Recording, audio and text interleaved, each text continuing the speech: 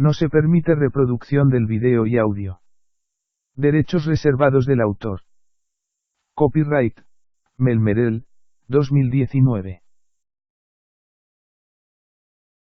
Obra de Gustavo Adolfo Bécquer, la cual se titula, La cruz del diablo. Que lo crea o no, me importa bien poco. Mi abuelo se lo narró a mi padre. Mi padre me lo ha referido a mí. Y yo te lo cuento ahora. Siquiera no sea más que por pasar el rato. El crepúsculo comenzaba a extender sus ligeras alas de vapor sobre las pintorescas orillas del Segre, cuando después de una fatigosa jornada llegamos a Belver, término de nuestro viaje. Belver es una pequeña población situada a la falda de una colina, por detrás de la cual se ven elevarse, como las gradas de un colosal anfiteatro de granito, las empinadas y nebulosas crestas de los Pirineos. Los blancos caseríos que la rodean, salpicados aquí y allá sobre una ondulante sábana de verdura, parecen a lo lejos un bando de palomas que han abatido su vuelo para apagar su sed en las aguas de la ribera.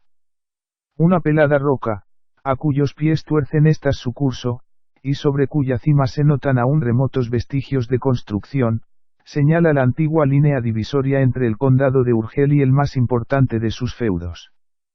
A la derecha del tortuoso sendero que conduce a este punto, remontando la corriente del río y siguiendo sus curvas y frondosos márgenes, se encuentra una cruz. El asta y los brazos son de hierro, la redonda base en que se apoya, de mármol, y la escalinata que a ella conduce, de oscuros y mal unidos fragmentos de sillería. La destructora acción de los años, que ha cubierto de orín el metal, ha roto y carcomido la piedra de este monumento, entre cuyas hendiduras crecen algunas plantas trepadoras que suben enredándose hasta coronarlo, mientras una vieja y corpulenta encina le sirve de dosel. Yo había adelantado algunos minutos a mis compañeros de viaje, y deteniendo mi escuálida cabalgadura, contemplaba en silencio aquella cruz, muda y sencilla expresión de las creencias y la piedad de otros siglos. Un mundo de ideas se agolpó a mi imaginación en aquel instante. Ideas ligerísimas, sin forma determinada, que unían entre sí, como un invisible hilo de luz, la profunda soledad de aquellos lugares, el alto silencio de la naciente noche y la vaga melancolía de mi espíritu. Impulsado de un pensamiento religioso, espontáneo e indefinible, eché maquinalmente pie a tierra, me descubrí, y comencé a buscar en el fondo de mi memoria una de aquellas oraciones que me enseñaron cuando niño, una de aquellas oraciones, que cuando más tarde se escapan involuntarias de nuestros labios, parece que aligeran el pecho oprimido, y semejantes a las lágrimas, alivian el dolor, que también toma estas formas para evaporarse. Ya había comenzado a murmurarla, cuando de improviso sentí que me sacudían con violencia por los hombros. Volví la cara, un hombre estaba al lado mío. Era uno de nuestros guías natural del país, el cual, con una indescriptible expresión de terror pintada en el rostro, pugnaba por arrastrarme consigo y cubrir mi cabeza con el fieltro que aún tenía en mis manos. Mi primera mirada, mitad de asombro, mitad de cólera, equivalía a una interrogación enérgica, aunque muda. El pobre hombre, sin cejar en su empeño de alejarme de aquel sitio, contestó a ella con estas palabras, que entonces no pude comprender, pero en las que había un acento de verdad que me sobrecogió. Por la memoria de su madre. Por lo más sagrado que tenga en el mundo, señorito, cúbrase usted la cabeza y aléjese más que deprisa de esta cruz. Tan desesperado está usted que, no bastándole la ayuda de Dios, recurre a la del demonio. Yo permanecí un rato mirándole en silencio. Francamente, creí que estaba loco, pero él prosiguió con igual vehemencia. Usted busca la frontera, pues bien, si delante de esa cruz le pide usted al cielo que le preste ayuda, las cumbres de los montes vecinos se levantarán en una sola noche hasta las estrellas invisibles, solo porque no encontremos la raya en toda nuestra vida. Yo no puedo menos de sonreírme. ¿Se burla usted? ¿Cree acaso que esa es una cruz santa como la del porche de nuestra iglesia? ¿Quién lo duda? Pues se engaña usted de medio a medio, porque esa cruz, salvo lo que tiene de Dios, está maldita. Esa cruz pertenece a un espíritu maligno, y por eso le llaman la cruz del diablo. La cruz del diablo. Repetí cediendo a sus instancias, sin darme cuenta a mí mismo del involuntario temor que comenzó a apoderarse de mi espíritu, y que me rechazaba como una fuerza desconocida de aquel lugar. La cruz del diablo. Nunca ha herido mi imaginación una amalgama más disparatada de dos ideas tan absolutamente enemigas. Una cruz y del diablo. Vaya, vaya. Fuerza será que en llegando a la población me expliques este monstruoso absurdo. Durante este corto diálogo, nuestros camaradas, que habían picado sus cabalgaduras, se nos reunieron al pie de la cruz. Yo les expliqué en breves palabras lo que acababa de suceder, monté nuevamente en mi rocín, y las campanas de la parroquia llamaban lentamente a la oración, cuando nos apeamos en el más escondido y lóbrego de los paradores de Belver. Las llamas rojas y azules se enroscaban chisporroteando a lo largo del grueso tronco de encina que ardía en el ancho hogar. Nuestras sombras, que se proyectaban temblando sobre los ennegrecidos muros, se empequeñecían o tomaban formas gigantescas, según la hoguera despedía resplandores más o menos brillantes, el vaso de saúco, ora vacío, ora lleno, y no de agua, como Cangilón de Noria, había dado 3 veces la vuelta en derredor del círculo que formábamos junto al fuego, y todos esperaban con impaciencia la historia de la cruz del diablo, que a guisa de postres de la frugal cena que acabábamos de consumir se nos había prometido. Cuando nuestro guía tosió por 2 veces, se echó al coleto un último trago de vino, limpióse con el revés de la mano la boca, y comenzó de este modo.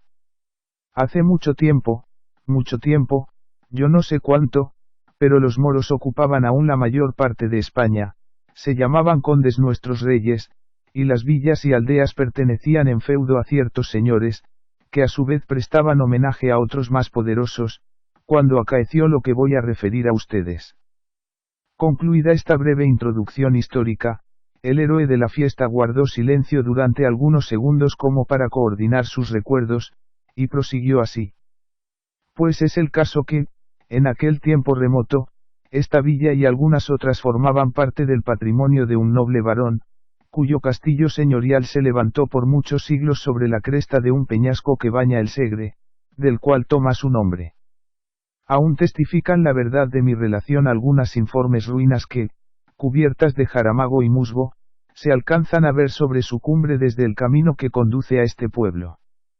No sé si por ventura o desgracia quiso la suerte que este señor, a quien por su crueldad detestaban sus vasallos, y por sus malas cualidades ni el rey admitía en su corte, ni sus vecinos en el hogar, se aburriese de vivir solo con su mal humor y sus ballesteros en lo alto de la roca en que sus antepasados colgaron su nido de piedra. Devanábase noche y día los sesos en busca de alguna distracción propia de su carácter, lo cual era bastante difícil después de haberse cansado, como ya lo estaba, de mover guerra a sus vecinos, apalear a sus servidores y ahorcar a sus súbditos. En esta ocasión cuentan las crónicas que se le ocurrió, aunque sin ejemplar, una idea feliz. Sabiendo que los cristianos de otras poderosas naciones se aprestaban a partir juntos en una formidable armada a un país maravilloso para conquistar el sepulcro de nuestro Señor Jesucristo, que los moros tenían en su poder, se determinó a marchar en su seguimiento. Si realizó esta idea con objeto de purgar sus culpas, que no eran pocas, derramando su sangre en tan justa empresa, o con el de trasplantarse a un punto donde sus malas mañas no se conociesen, se ignora, pero la verdad del caso es que, con gran contentamiento de grandes y chicos, de vasallos y de iguales, allegó cuanto dinero pudo. Redimió a sus pueblos del señorío, mediante una gruesa cantidad, y no conservando de propiedad suya más que el peñón del Segre y las 4 torres del castillo, herencia de sus padres, desapareció de la noche a la mañana. La comarca entera respiró en libertad durante algún tiempo, como si despertara de una pesadilla. Ya no colgaban de sus sotos, en vez de frutas, racimos de hombres, las muchachas del pueblo no temían al salir con su cántaro en la cabeza a tomar agua de la fuente del camino, ni los pastores llevaban sus rebaños al Segre por sendas impracticables y ocultas, temblando encontrar a cada revuelta de la trocha a los ballesteros de su muy amado señor. Así transcurrió el espacio de 3 años, la historia del mal caballero, que solo por este nombre se le conocía, comenzaba a pertenecer al exclusivo dominio de las viejas, que en las eternas veladas del invierno las relataban con voz hueca y temerosa a los asombrados chicos, las madres asustaban a los pequeñuelos incorregibles o llorones diciéndoles, que viene el señor del Segre, cuando he aquí que no sé si un día o una noche, si caído del cielo o abortado de los profundos. El temido señor apareció efectivamente, y como suele decirse, en carne y hueso, en mitad de sus antiguos vasallos. Renuncio a describir el efecto de esta agradable sorpresa. Ustedes se lo podrán figurar mejor que yo pintarlo, solo con decirles que tornaba reclamando sus vendidos derechos, que si malo se fue, peor volvió, y si pobre y sin crédito se encontraba antes de partir a la guerra, ya no podía contar con más recursos que su despreocupación, su lanza y una media docena de aventureros tan desalmados y perdidos como su jefe. Como era natural, los pueblos se resistieron a pagar tributos que a tanta costa habían redimido, pero el señor puso fuego a sus heredades, a sus alquerías y a sus mieses. Entonces apelaron a la justicia del rey, pero el señor se burló de las cartas leyes de los condes soberanos, las clavó en el postigo de sus torres, y colgó a los farautes de una encina. Exasperados y no encontrando otra vía de salvación, por último, se pusieron de acuerdo entre sí, se encomendaron a la divina providencia y tomaron las armas, pero el señor llamó a sus secuaces, llamó en su ayuda al diablo, se encaramó a su roca y se preparó a la lucha. Esta comenzó terrible y sangrienta. Se peleaba con todas armas, en todos sitios y a todas horas, con la espada y el fuego, en la montaña y en la llanura, en el día y durante la noche. Aquello no era pelear para vivir, era vivir para pelear. Al cabo triunfó la causa de la justicia. Oigan ustedes cómo. Una noche oscura, muy oscura, en que no se oía ni un rumor en la tierra ni brillaba un solo astro en el cielo, los señores de la fortaleza, engreídos por una reciente victoria, se repartían el botín, y ebrios con el vapor de los licores, en mitad de la loca y estruendosa orgía, entonaban sacrílegos cantares en loor de su infernal patrono. Como dejó dicho, nada se oía en derredor del castillo, excepto el eco de las blasfemias, que palpitaban perdidas en el sombrío seno de la noche, como palpitan las almas de los condenados envueltas en los pliegues del huracán de los infiernos. Ya los descuidados centinelas habían fijado algunas veces sus ojos en la villa que reposaba silenciosa, y se habían dormido sin temor a una sorpresa, apoyados en el grueso tronco de sus lanzas, cuando he aquí que algunos aldeanos, resueltos a morir y protegidos por la sombra, comenzaron a escalar el cubierto peñón del Segre, a cuya cima tocaron a punto de la medianoche. Una vez en la cima, lo que faltaba por hacer fue obra de poco tiempo, los centinelas salvaron de un solo salto el valladar que separa el sueño de la muerte, el fuego, aplicado con teas de resina al puente y al rastrillo, se comunicó con la rapidez del relámpago a los muros, y los escaladores, favorecidos por la confusión y abriéndose paso entre las llamas, dieron fin con los habitantes de aquella guarida en un abrir y cerrar de ojos. Todos perecieron. Cuando el cercano día comenzó a blanquear las altas copas de los enebros, humeaban aún los calcinados escombros de las desplomadas torres, y a través de sus anchas brechas, chispeando al herirla la luz y colgada de uno de los negros pilares de la sala del festín, era fácil divisar la armadura del temido jefe, cuyo cadáver, cubierto de sangre y polvo, yacía entre los desgarrados tapices y las calientes cenizas, confundido con los de sus oscuros compañeros. El tiempo pasó, comenzaron los zarzales a rastrear por los desiertos patios, la hiedra a enredarse en los oscuros machones, y las campanillas azules a mecerse colgadas de las mismas almenas.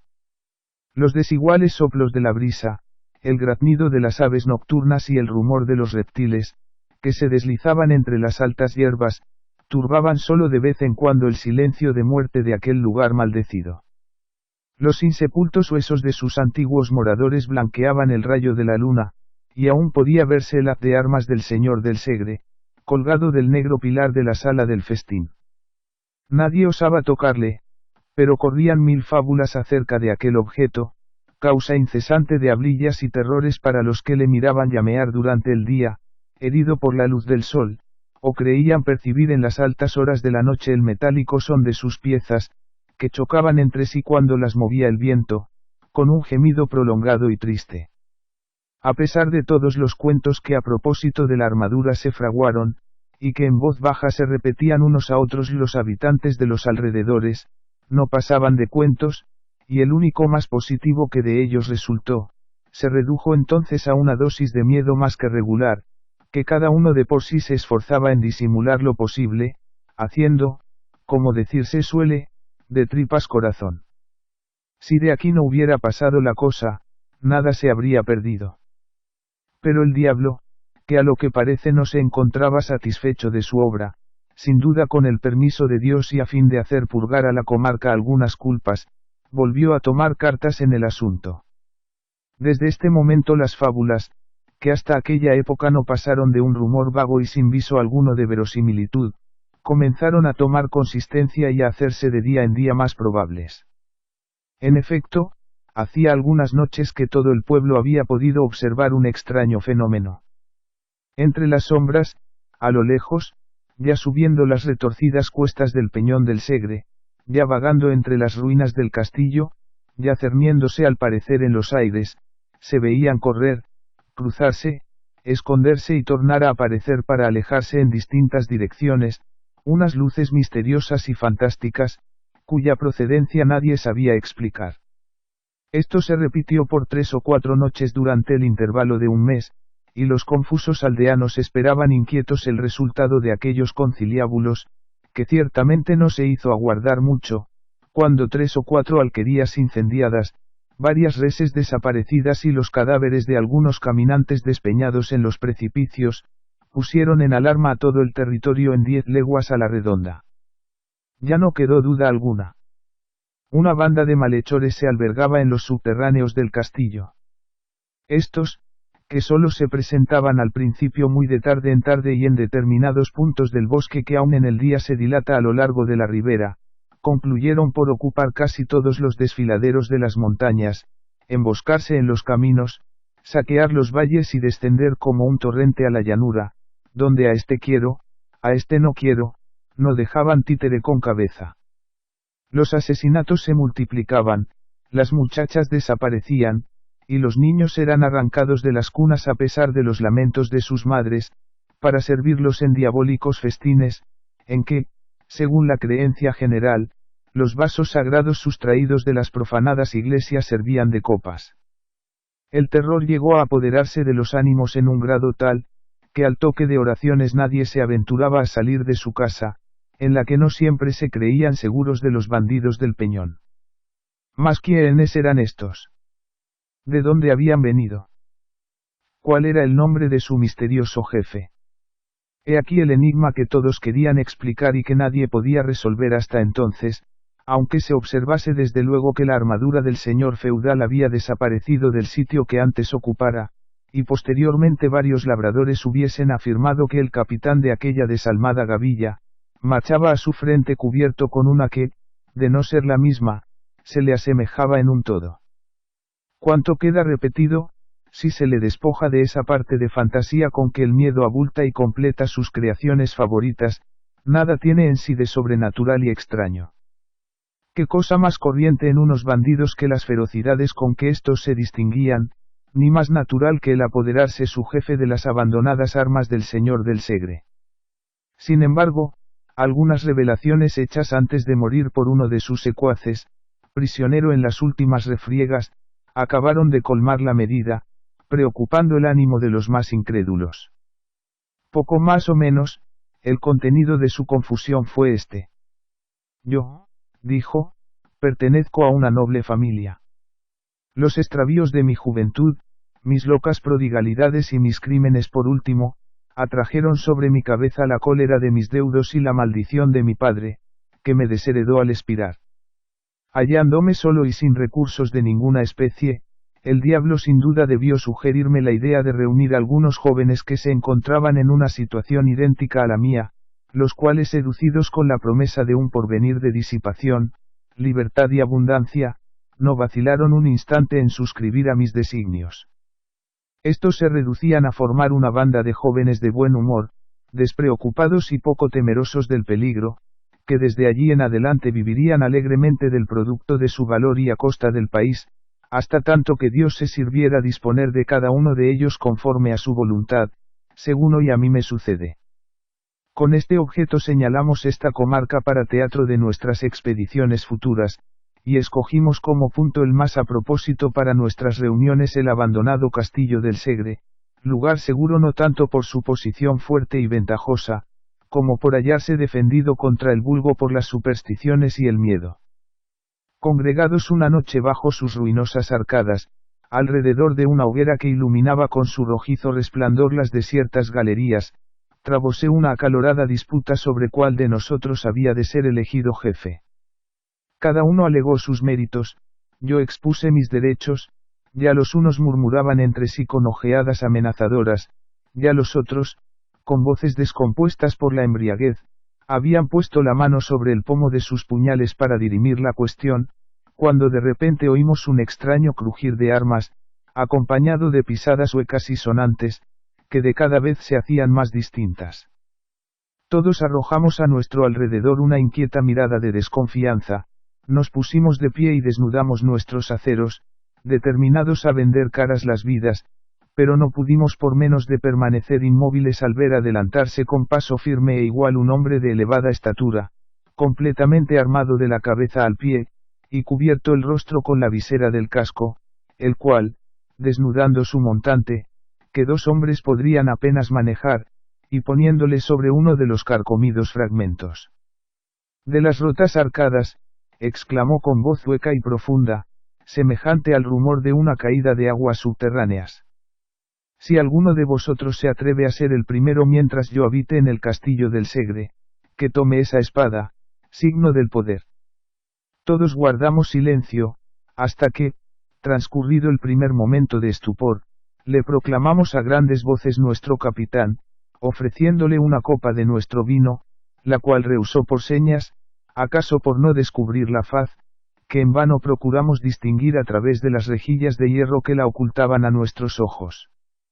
No obstante, aquella noche pronunciamos el más formidable de los juramentos, y a la siguiente dieron principio nuestras nocturnas correrías. En ella nuestro misterioso jefe marchaba siempre delante de todos. Ni el fuego le ataja, ni los peligros le intimidan, ni las lágrimas le conmueven. Nunca despliega sus labios, pero cuando la sangre humea en nuestras manos, como cuando los templos se derrumban calcinados por las llamas, cuando las mujeres huyen espantadas entre las ruinas, y los niños arrojan gritos de dolor, y los ancianos perecen a nuestros golpes, contesta con una carcajada de feroz alegría a los gemidos, a las imprecaciones y a los lamentos. Jamás se desnuda de sus armas ni abate la visera de su casco después de la victoria, ni participa del festín, ni se entrega al sueño. Las espadas que le hieren se hunden entre las piezas de su armadura, y ni le causan la muerte, ni se retiran teñidas en sangre, el fuego enrojece su espaldar y su cota, y aún prosigue impávido entre las llamas, buscando nuevas víctimas, desprecia el oro, aborrece la hermosura, y no le inquieta la ambición. Entre nosotros, unos le creen un extravagante, otros un noble arruinado, que por un resto de pudor se tapa la cara, y no falta quien se encuentra convencido de que es el mismo diablo en persona.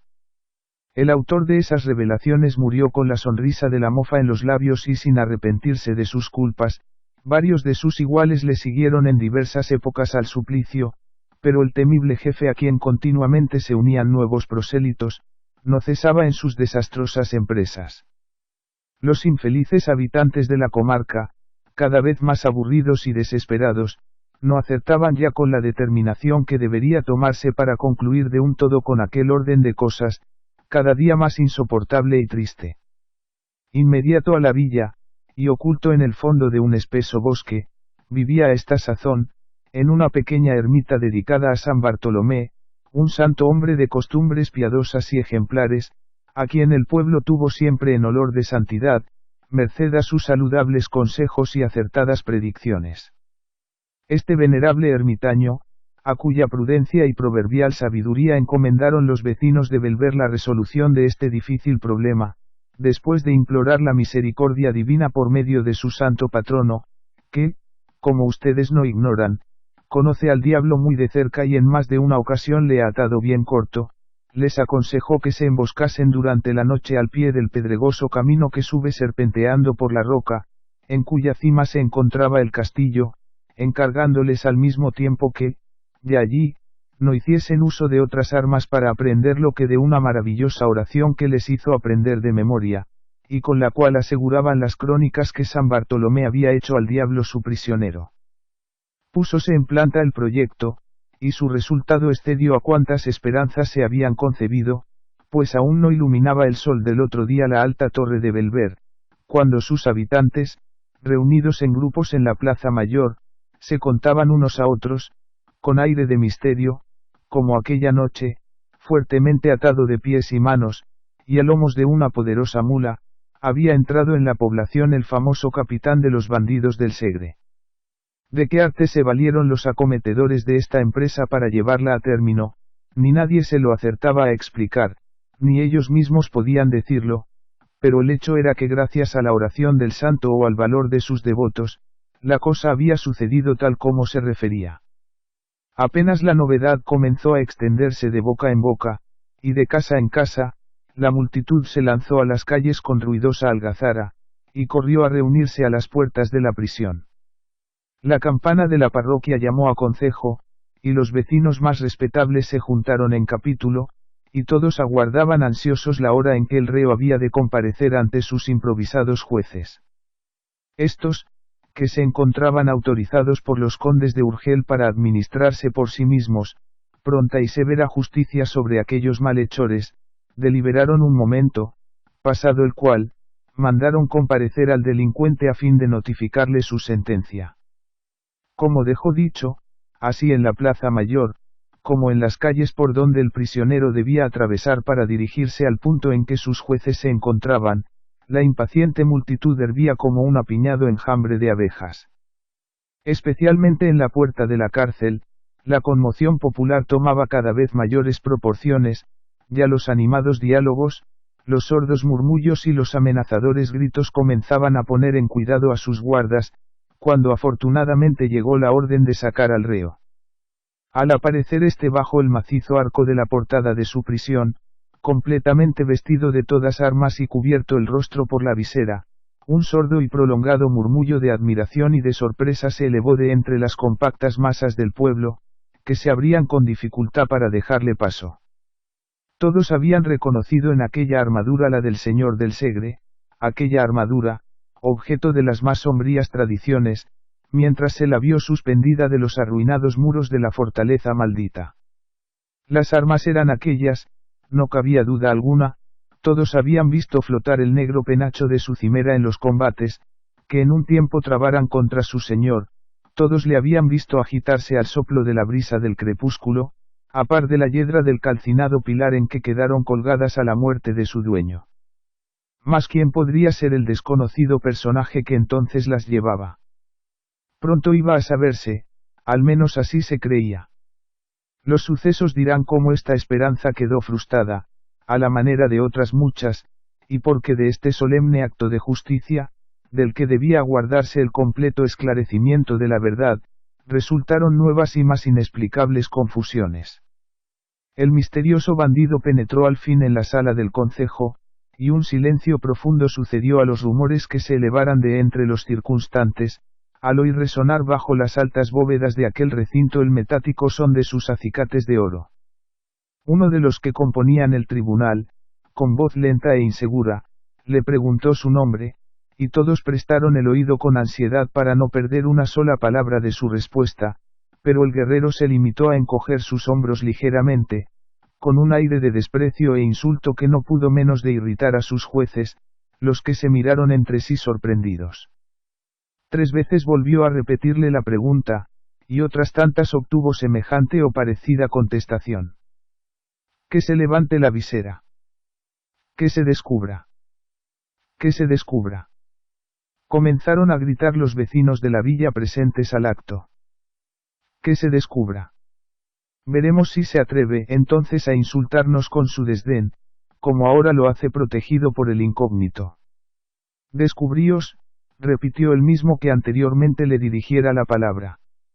El guerrero permaneció impasible. Os lo mando en el nombre de nuestra autoridad. La misma contestación. En el de los condes soberanos. Ni por esas.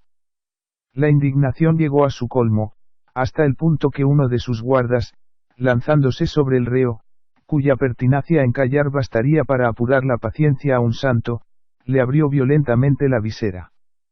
Un grito general de sorpresa se escapó del auditorio, que permaneció por un instante herido de un inconcebible estupor.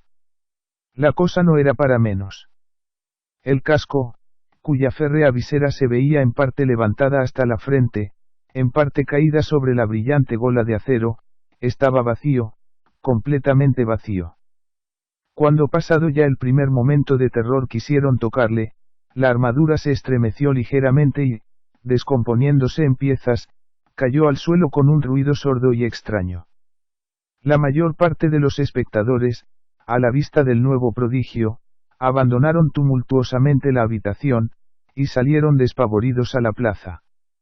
La nueva se divulgó con la rapidez del pensamiento entre la multitud, que aguardaba impaciente el resultado del juicio, y fue tal alarma, la revuelta y la vocería, que ya a nadie cupo duda sobre lo que de pública voz se aseguraba, esto es, que el diablo, a la muerte del señor del Segre, había heredado los feudos de Belver. Al fin se apaciguó el tumulto, y decidióse volver a un calabozo la maravillosa armadura. Ya en él, despacháronse 4 emisarios, que en representación de la atribulada villa, hiciesen presente el caso al conde de Urgel y al arzobispo, los que no tardaron muchos días en tornar con la resolución de estos personajes, resolución que, como suele decirse, era breve y compendillosa. Cuélguese, les dijeron, la armadura en la plaza mayor de la villa, que si el diablo la ocupa, fuerza le será el abandonarla o ahorcarse con ella. Encantados los habitantes de Belver con tan ingeniosa solución, volvieron a reunirse en concejo, mandaron levantar una altísima horca en la plaza, y cuando ya la multitud ocupaba sus avenidas, se dirigieron a la cárcel por la armadura, en corporación y con toda la solemnidad que la importancia del caso requería. Cuando la respetable comitiva llegó al macizo arco que daba entrada al edificio, un hombre pálido y descompuesto se arrojó al suelo en presencia de los aturdidos circunstantes, exclamando con lágrimas en los ojos. Perdón, señores, perdón. Perdón. ¿Para quién? Dijeron algunos, para el diablo que habita dentro de la armadura del señor del Segre. Para mí, prosiguió con voz trémula el infeliz, en quien todos reconocieron al alcaide de las prisiones, para mí porque las armas han desaparecido. Al oír estas palabras, el asombro se pintó en el rostro de cuantos se encontraban en el pórtico, que, mudos e inmóviles, hubieran permanecido en la posición en que se encontraban, Dios sabe hasta cuándo, si la siguiente relación del aterrado guardián no les hubiera hecho agruparse en su alrededor para escuchar con avidez. Perdonadme, señores, decía el pobre alcaide, y yo no os ocultaré nada, siquiera sea en contra mía. Todos guardaron silencio y él prosiguió así. Yo no acertaré nunca a dar razón, pero es el caso que la historia de las armas vacías me pareció siempre una fábula tejida en favor de algún noble personaje, a quien tal vez altas razones de conveniencia pública no permitía, ni descubrir, ni castigar. En esta creencia estuve siempre, creencia en que no podía menos de confirmarme, la inmovilidad en que se encontraban desde que por segunda vez tornaron a la cárcel traídas del concejo. En vano una noche y otra, deseando sorprender su misterio, si misterio en ellas había, me levantaba poco a poco, y aplicaba el oído a los intersticios de la cerrada puerta de su calabozo, ni un rumor se percibía. En vano procuré observarlas a través de un pequeño agujero producido en el muro, arrojadas sobre un poco de paja y en uno de los más oscuros rincones, permanecían un día y otro descompuestas e inmóviles. Una noche, por último, aguijoneado por la curiosidad y deseando convencerme por mí mismo de que aquel objeto de terror nada tenía de misterioso, encendí una linterna, bajé a las prisiones, levanté sus dobles aldabas, y, no cuidando siquiera, tanta era mi fe en que todo no pasaba de un cuento, de cerrar las puertas tras mí, penetré en el calabozo. Nunca lo hubiera hecho, apenas anduve algunos pasos, la luz de mi linterna se apagó por sí sola, y mis dientes comenzaron a chocar y mis cabellos a erizarse. Turbando el profundo silencio que me rodeaba, había oído como un ruido de hierros que se removían y chocaban al unirse entre las sombras. Mi primer movimiento fue arrojarme a la puerta para cerrar el paso, pero al asir sus hojas, sentí sobre mis hombros una mano formidable cubierta con un guantelete, que después de sacudirme con violencia me derribó bajo el dintel. Allí permanecí hasta la mañana siguiente, que me encontraron mis servidores falto de sentido, y recordando solo que, después de mi caída, había creído percibir confusamente como unas pisadas sonoras, al compás de las cuales resonaba un rumor de espuelas, que poco a poco se fue alejando hasta perderse. Cuando concluyó el alcaide, reinó un silencio profundo, al que siguió luego un infernal concierto de lamentaciones, gritos y amenazas. Trabajo costó a los más pacíficos el contener al pueblo que, furioso con la novedad, pedía a grandes voces la muerte del curioso autor de su nueva desgracia. Al cabo logróse apaciguar el tumulto, y comenzaron a disponerse a una nueva persecución. Esta obtuvo también un resultado satisfactorio.